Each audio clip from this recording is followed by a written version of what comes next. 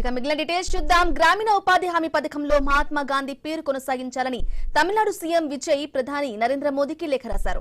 కొత్తగా తీసుకొచ్చిన విబిజి రామ్జీ పథకం వల్ల రాష్ట్రాలపై భారీ ఆర్థిక భారం పడుతుందని ఆందోళన వ్యక్తం చేశారు. 2 దశాబ్దాలుగా అమల్లో ఉన్న మహాత్మా గాంధీ జాతీయ గ్రామీణ ఉపాధి హామీ పథకానికి బదులుగా కేంద్రం విబిజి రామ్జీ పేరుతో కొత్త పథకానికి అమల్లోకి తీసుకొచ్చింది. అయితే ఈ పథకంలో గాంధీ పేరును తొలగించడంపై తమిళనాడు సీఎం విజయ్ అభ్యంతరం వ్యక్తం చేశారు. గాంధీ పేరు ప్రజల్లో విశ్వాసాన్ని కలిగిస్తోందని, ఆయన వారసత్వాన్ని గౌరవించేందుకు అదే పేరును కొనసాగించాలని ప్రధానికి రాసిన లేఖలో కోరారు.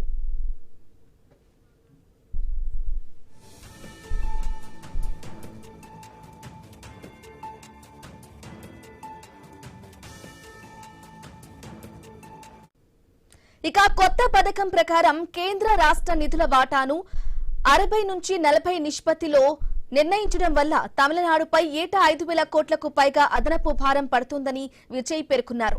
దీంతో గ్రామీణ ఉపాధి రోజులు తగ్గే ప్రమాదం ఉందని, ఇతర సంక్షేమ పథకాలపై కూడా ప్రభావం పడుతుందని ఆయన ఆందోళన వ్యక్తం చేశారు.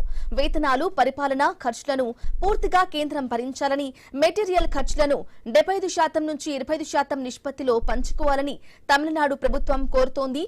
అలాగే గ్రామీణ ఉపాధి పథకానికి మహాత్మా గాంధీ పేరును కొనసాగించడమే ప్రజల భావోద్వేగాలకు గౌరవం చూపడమని విజయ్ స్పష్టం చేశారు.